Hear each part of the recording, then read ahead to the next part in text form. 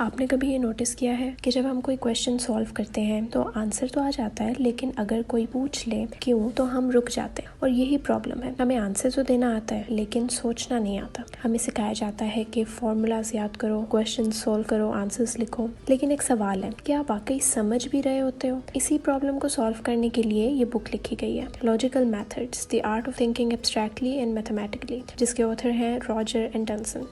ये book math के numbers के बारे में नहीं है, ये बुक है कि सोचना कैसे है, और इसमें कुछ पावरफुल आइडियाज़ भी हैं जो आपकी थिंकिंग को कम्प्लीटली चेंज कर सकते हैं। सबसे पहला कॉन्सेप्ट है इस बुक में एब्स्ट्रैक्शन। एब्स्ट्रैक्शन का मतलब है किसी चीज़ की डिटेल को छोड़कर उसका पैटर्न समझना।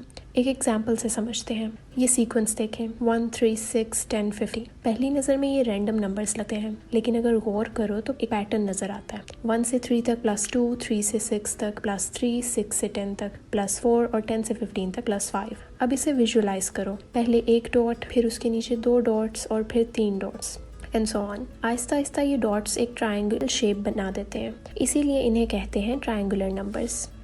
अगर हम ट्रायंगुलर नंबर्स को एक दूसरे के ऊपर स्टैक करना शुरू कर दें तो एक 3D पिरामिड बन जाता है। अब एक नया सीक्वेंस नज़र आता है, 1 4 10 20 35। इन्हें टेट्राहीड्रल नंबर्स कहते हैं। अब यहाँ इम्पोर्टेंट बात ये है कि ये सिर्फ नंबर्स नहीं थे, ये शेप्स थी, स्ट्रक्चर था, और यही एब्स्ट्रैक्शन है, मतलब डिटेल्स से आगे जाकर पैटर्न और स्ट्रक्चर को देखना।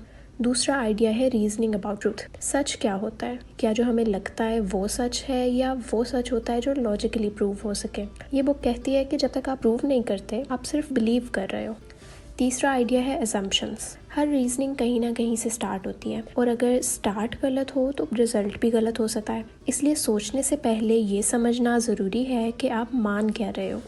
चौथा कॉन्सेप्ट है लैंग्वेज। हम वर्ड्स और सिंबल्स के ज़रिए सोचते हैं। मैथ्स और लॉजिक में ये लैंग्वेज और भी ज़्यादा प्रिसाइज हो जाती है। हर सिंबल का एक एग्जैक्ट मीनिंग होता है। अगर लैंग्वेज अनक्लियर हो तो थिंकिंग भी अनक्लियर हो जाएगी। अगला आइडिया है डेफिनेशंस। डेफिनेशन असल में गेम के रूल्स होते हैं। अगर डेफिनेशन क्लियर होगी तो कन्फ्यूजन ख़त्म हो जाएगी, और अगर डेफिनेशन यानी रूल्स ही वेग होंगे तो थिंकिंग भी वेग हो जाती है। अगला आइडिया है प्रूफ। प्रूफ का मतलब है ऐसी रीजनिंग देना जो किसी भी इंसान को कन्विंस कर दे, यानी एक छोटी सी गलती भी पूरी रीजनिंग को गिरा सकती है। अगला और आखिरी आइडिया है प्रॉब्लम सॉल्विंग। इस बुक के मुताबिक हर प्रॉब्लम सॉल्व करने के 4 स्टेप्स होते हैं। प्रॉब्लम को समझो, प्लान बनाओ, सॉल्व करो और चेक करो। ये सिंपल लगता है, लेकिन अगर आप सही तरह इसे फॉलो करो तो आप किसी भी कॉम्प्लेक्स प्रॉब्लम को ब्रेक कर सकते हो। ये सब सिर्फ मैथ के लिए नहीं है, ये यूज़ होता है रियल लाइफ डिसीजंस में, आर्ग्यूमेंट्स में, और हर जगह जहाँ आपको सच और झूठ में फ़र्क करना पड़े। तो अगली दफ़ा जब आप कोई चीज़ सीखें तो सिर्फ ये मत सोचें कि इसका आंसर क्या है, बल्कि ये भी पूछें कि ये सही क्यों है। क्या आप चीज़ों को वैसे ही एक्सेप्ट करते रहोगे जैसे आपको बताई जाती हैं, या खुद समझ कर डिसाइड करोगे कि सच क्या है? अगर आपको ये टॉपिक इंटरेस्टिंग लगता है तो डिस्क्रिप्शन में लिंक्स हैं जहाँ से आप इसके बारे में और एक्सप्लोर कर सकते हैं।